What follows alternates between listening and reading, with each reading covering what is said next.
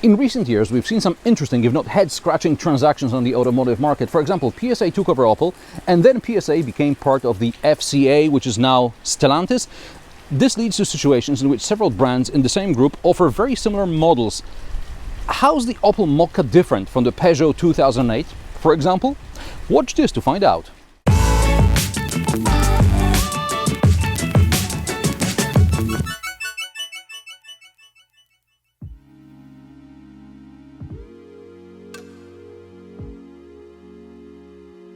Opel claims the new Mokka design is pure and bold, exciting but approachable. The new Mokka features several firsts which will gradually be introduced in other Opel models. Mokka is the first model with the new Opel Visor fascia, the element between the headlights where the grille would normally be. The air intake is lower, but the Opel Visor fascia is what the new cars will probably need from now on, as more models will go electric and the grille will no longer be necessary. The new Mokka is also the first Opel model to feature the new two-dimensional logo instead of a three-dimensional one. It's easier to use in digital media. Other firsts include the new pure panel dashboard layout, as well as the fact that from the start the new Mokka is available with an internal combustion engine as well as with an electric powertrain. Watching the Mokka launch event video, one could get the impression Opel is taking a shot at Peugeot.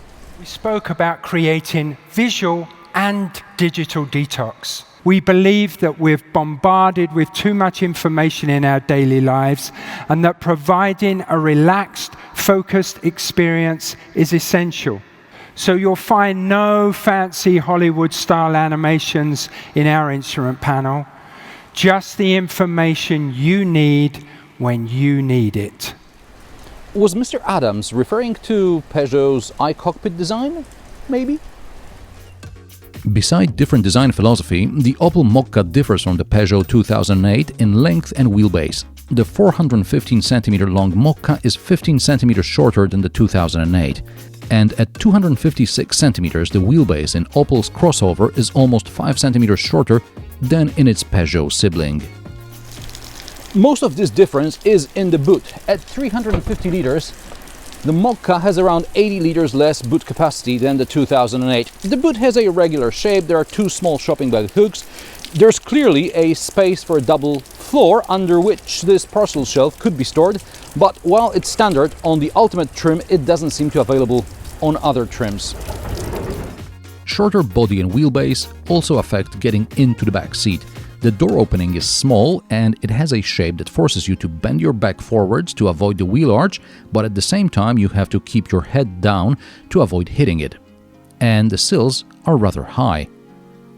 Once seated, there is much more legroom and headroom than one might expect just looking at the car from the outside. It's not great, but also not terrible. I'm 175 centimeters tall and the driver's seat is set to my driving position, and I still have some legroom left. There are two USB ports in the middle, but no air vents. There is also no armrest with cup holders, and the door pockets are small.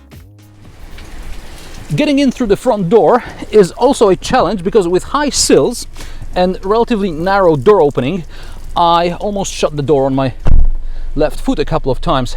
You have to raise your foot and thigh, and this means that you're going to touch the steering wheel, which is not ideal if you're wearing lighter color pants or skirt. Now, once you're sitting comfortably, you'll notice the pure panel dashboard cockpit.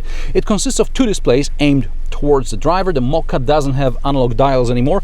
As standard, the driver display is 7-inch, but here we have this optional wide 12-inch display, and this one here is 10 inches. The driver can choose one of several display styles, from a minimalist one to ones showing trip computer and driver aids data. Compared to Peugeot's 3D iCockpit display, this is really minimalist. Regardless of the digital instrument cluster and the touch infotainment system display, Opel decided to stick to physical buttons and knobs for AC as well as for some of the car's basic functions. Citroën is back with the physical AC controls as well in the new C4. Will Peugeot be next? The infotainment system is pretty much the same as in the Peugeot, which means it's better to use Apple CarPlay and Android Auto. And unfortunately, you still get the reversing camera with stitched faux bird's eye view. How many units did PSA get? You can have a 360 camera in a Renault Clio these days. The problem with this elegant digital dashboard design is that, of course, it collects dust. So I suggest keeping a microfiber cloth handy so that you don't damage this piano black shiny plastic. The glove box is average size. Storage under the armrest is deep enough for a large bottle. Unfortunately, the armrest is either too short if you need to sit closer to a steering wheel, or it obstructs the cup holders if you're about my height and you actually want to use it. Also, the smartphone cubby is on the small side and the USB port is awkwardly located, making it hard to plug the cable in. It was the same in the Corsa. The door pockets are big enough for a medium-sized bottle.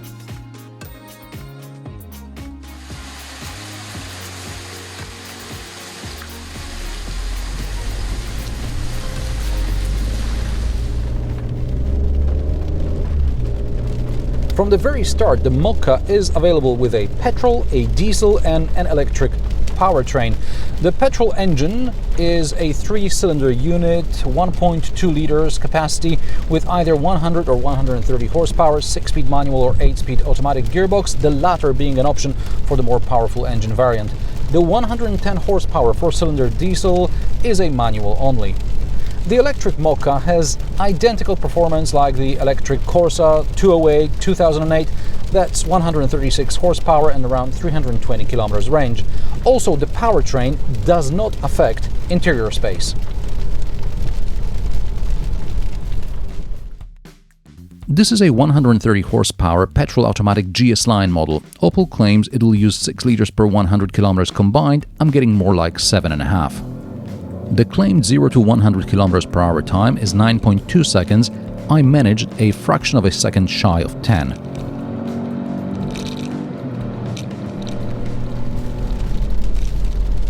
Apparently, the Mokka is up to 120 kilograms lighter than the model it replaces.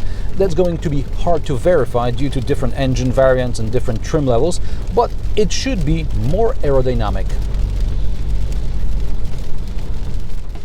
As standard, the Mokka gets traffic sign recognition, collision warning, emergency city braking, driver fatigue monitoring, lane keeping assist, as well as cruise control with a speed limiter. All this will soon be, or already is, mandatory in order for the car to score well in the Euro NCAP safety tests. At the time of recording, neither the Mokka nor the 2008 have been tested. The current generation of the Corsa and 208 both scored 4 out of 5 stars in 2019. This test car has the optional Advanced Pedestrian and Cyclist Detection System, Advanced Collision Mitigation and Emergency Braking System, Adaptive Cruise Control and Active Lane Keeping Assist. It also gets the optional Matrix LED lights, which automatically split the beam to avoid dazzling drivers in front as well as oncoming traffic. I know it's hard to show in a video, so I'll just tell you what's happening on the screen. I'm driving with the automatic high beams on. As the cars appear in front of me or vehicles approach from the other side, the headlights automatically cut out part of the beam which would dazzle other drivers, but the rest of the road is well lit. These are not the most advanced Matrix LEDs out there, but if you drive a lot on dark roads, it's better to have this instead of the standard headlights.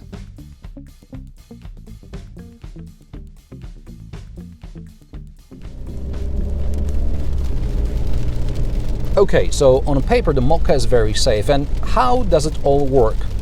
The adaptive cruise control and the lane keeping assist work well enough. The car will stop behind the car in front, and if the stop is not too long, it will get moving again on its own and reach the set top speed. The traffic sign recognition system informs you about new speed limits and suggests setting the new top speed.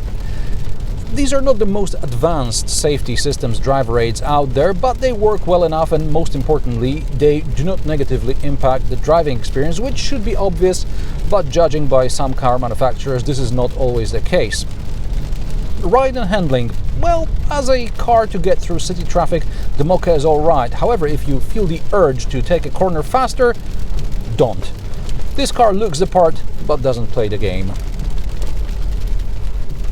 The ride is fine on single bumps, but as the roads get rougher, the suspension gets upset as well, so just slow down. Also, this engine feels like it's about to stall when you're like rolling towards a stop at a crossing. You're waiting for the opportunity to turn and merge. Okay, like this, you floor it and... Okay, today it's a bit slippery, but still, the engine feels like it's about to stall. The computers are calculating something and everybody left, but you're still stuck there. Don't get me wrong, I know the 1.2 130 horsepower engine and it's not underpowered. I suspect PSA had to tune it down within certain range to keep the emissions in check.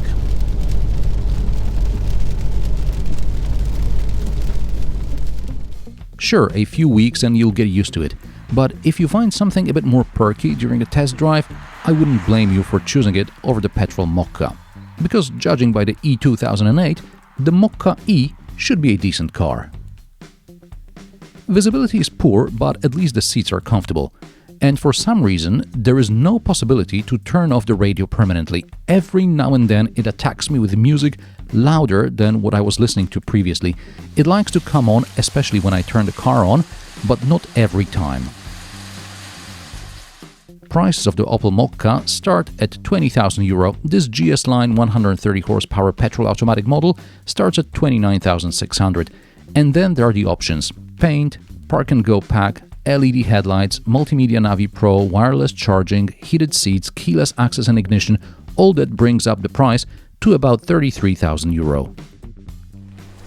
The Opel Mokka has striking looks and modern features, however underneath there is a badly tuned petrol powertrain. Other manufacturers somehow manage to keep the emissions down, but their cars don't feel like they're about to stall every several hundred meters in the city. Perhaps it's just this test example? Pay attention during your test drive. Otherwise, the Mokka is an interesting city car, rather for dinks with occasional friends than for a small family. And how do you like the new Opel Mokka? Let me know in the comment section below. If you like my sarcastic, down-to-earth and possibly mildly amusing car reviews, join me every Friday at 3 p.m. Central European Time, and don't forget to subscribe and like this video as it helps me with the YouTube algorithm. Thanks for watching, and I will see you in the next one.